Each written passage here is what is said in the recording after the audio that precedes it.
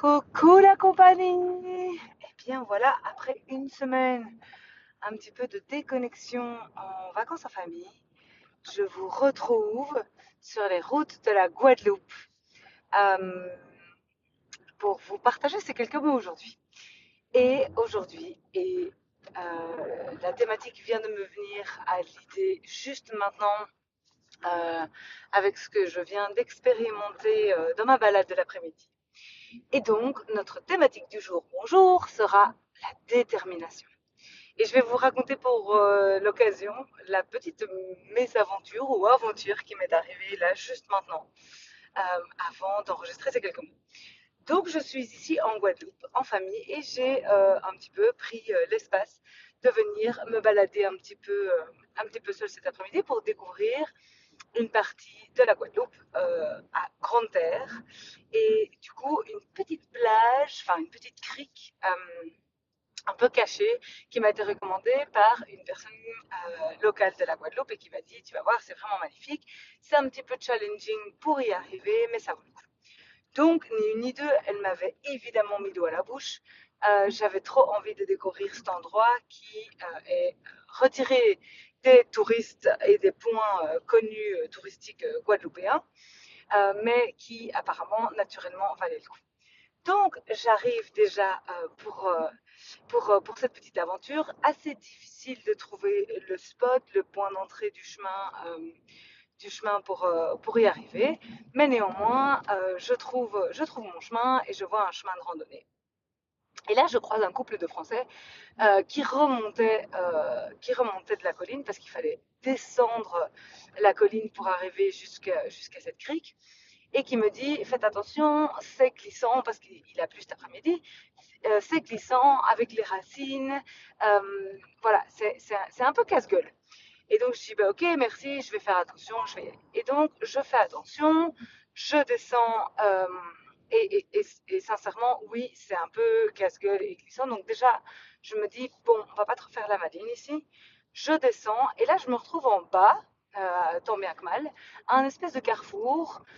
Et sur ma gauche se trouve un panneau qui dit si vous sortez des sentiers, euh, attention, terrain glissant, chute de pierre et peut-être vague qui remonte. Donc je me dis, bon, ben, c'est que c'est pas ça le chemin.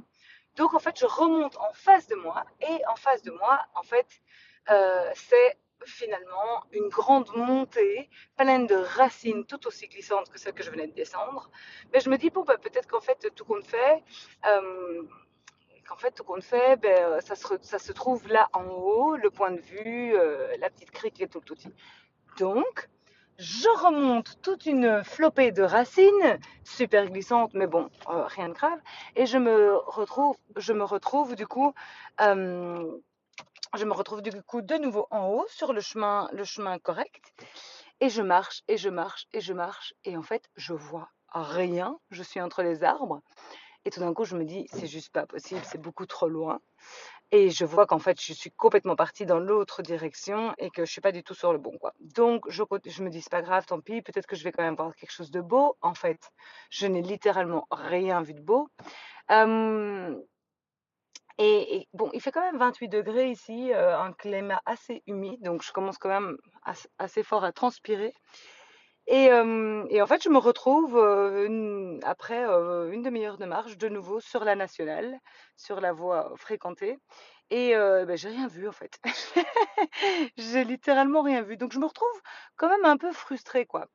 Je me retrouve donc à marcher de retour sur cette nationale, qui n'est pas du tout agréable, mais bon voilà. Et là, entendons-nous bien, je suis sur le point d'abandonner, quoi, de me dire. Déjà, j'avais un peu les boules parce que je voyais plus la voiture, donc je me suis dit, oula, j'ai vraiment marché loin. Mais bon, après un quart d'heure de marche de retour, je vois la voiture au loin, je retrouve la voiture et là je me dis, oh purée, j'ai fait tout ça pour ne rien voir. C'est quand même frustrant. Qui était, rappelez-vous, la thématique de notre podcast de la semaine passée. C'est quand même frustrant. Et là je me dis, bon, j'ai le choix ici. Je peux retourner sur ce chemin, redescendre les racines et finalement prendre la route à gauche où il y avait le panneau sortie de chemin. Ou ben, je remonte dans ma voiture et je vais voir un autre spot sur l'île, quoi. Et bon, voilà, moi, j'avoue, je suis quand même un peu entêtée et il n'était pas question pour moi, du coup, de ne pas voir ce spot qui m'a été recommandé par une locale. Et même, voilà. Donc, je repars sur ma route. Et là, j'essaie de trouver un autre chemin qui glisse hyper fort. Donc, en fait, je reviens exactement au même endroit où j'étais arrivée au début pour descendre. Je redescends toutes les racines. La deuxième fois, je sais pas pourquoi, c'était encore plus glissant que la première fois. Mais cette fois-ci, je prends sur ma gauche et en fait, j'arrive à cette crique qui est certes très belle et qui est du coup la photo qui illustre ce podcast, qui est certes très belle, mais pas de chance pour moi. Aujourd'hui, la mer est quand même assez déchaînée. Et donc, parce qu'il avait plu, la roche pour descendre tout en bas dans la crique est super glissante. Et là, j'avoue que je suis déterminée, mais je ne suis pas inconsciente. Donc, j'ai quand même décidé de rester un petit peu au-dessus, de ne pas descendre, surtout que j'étais toute seule, de ne pas descendre jusqu'en bas et de regarder le magnifique point de vue et cette crique du haut, parce que de toute façon, j'allais pas aller mettre ma tête dans l'eau avec la manière dont la mer était déchaînée. Mais bon, voilà, je me suis du coup posée tranquillement, j'ai sorti mon livre au calme, toute seule, j'ai passé une demi-heure à lire au soleil avec un magnifique point de vue, certes une mer un petit peu agitée juste devant moi, mais toute seule au calme avec un point de vue incroyable. Et donc tout ça pour illustrer et conclure et vous dire que, eh bien voilà, certes, j'ai pas eu l'expérience que j'avais pensée. Je me suis perdue, j'ai tourné en rond, j'ai perdu 30 à 40 minutes pour rien à marcher sur un chemin où je n'ai rien vu et puis sur une nationale désagréable. Je suis finalement arrivée à mon point d'arrivée, j'ai vu la crique, mais malheureusement, j'ai pas pu aller nager parce que la mer était un petit peu trop déchaînée. Mais je suis contente d'être restée déterminée et d'avoir continué à me dire, OK, je vais, je vais faire l'expérience, je vais faire cette expérience jusqu'au bout, jusqu'à la Anse Castilla, qui s'appelait du coup cette crique. Euh, je vais y aller, mais je vais m'assurer ma sécurité. Je vais m'assurer de ne pas arriver dans des schémas de pensée où en fait je tire sur la corde juste parce que je suis butée, déterminée à tout prix et que je mets en péril ma sécurité, ma santé euh, et que c'est juste en fait con. Hein. Donc, je suis restée sur mes gardes, et raison pour laquelle je ne suis pas descendue jusqu'en bas, avoir probablement un meilleur point de vue, mais toute seule sur de la roche qui glisse avec une mer déchaînée, c'est débile, entendons-nous bien. Deux, j'ai quand même persévéré à me dire, ok, bon, c'est pas grave, j'ai fait une balade pendant 30 minutes qui n'était pas désagréable mais qui ne m'a pas servi à grand chose. Bon, je me suis quand même baladée, mais j'ai pas abandonné. J'ai décidé d'y retourner calmement, sereinement, en respirant et en me disant que, en étant convaincue avec moi-même, avec mes pensées, que j'allais y arriver, que j'allais la voir, cette crique. Et que peu importe l'expérience que j'allais avoir euh, sur le parcours, j'étais déterminée à la voir. Et cette détermination, elle m'a donné de l'énergie en fait pour continuer, malgré que c'était désagréable. Parce que me faire deux fois la descente avec les racines qui glissent hyper fort et la pente à 30 degrés d'inclinaison pour arriver finalement à mon point de vue qui est déchaîné par la mer, ben, c'est décevant. C'est décevant. Mais c'est pas grave parce que l'air de rien, ça restait magnifique. L'air de rien, le fait que j'ai continué et que j'ai pu arriver à ma destination et profiter pendant une demi-heure au calme, toute seule, dans ce contexte naturel magnifique, euh, de savourer cet endroit, ben, ça m'a rendu fière de ma détermination. Et donc voilà, aujourd'hui, c'est ça le message que j'ai envie de vous dire, c'est ben, ça se passe pas toujours comme on a envie. Parfois on est perdu, parfois on s'égare, parfois ben, les difficultés du chemin sont plus complexes ou sont autres que celles qu'on avait imaginées. Ici, dans mon cas, ben, il a plu juste une demi-heure avant que j'arrive, pas de chance. Le sol était vraiment humide et pas de chance, la mer était déchaînée, j'ai pas pu aller faire de snorkeling. C'est pas grave, je suis restée déterminée à l'idée de me dire ce que je veux, c'est voir ce point de vue, c'est voir cette Anse Castilla qui m'a été recommandée et que j'ai envie de découvrir. Et donc, oui, j'ai fait deux fois le travail. Oui, j'ai dû prendre plus de précautions et faire plus attention, mais j'y suis arrivée et j'ai passé une demi-heure à lire mon livre, calmement, sereinement, tranquillement. C'était pas ce que je pensais que j'allais faire à cet endroit-là, mais j'ai adapté et j'ai adoré. Et donc ma détermination m'a mené à passer un super bon moment. Donc, mon invitation pour vous aujourd'hui, c'est de vous dire, être déterminé, la détermination, c'est une belle chose.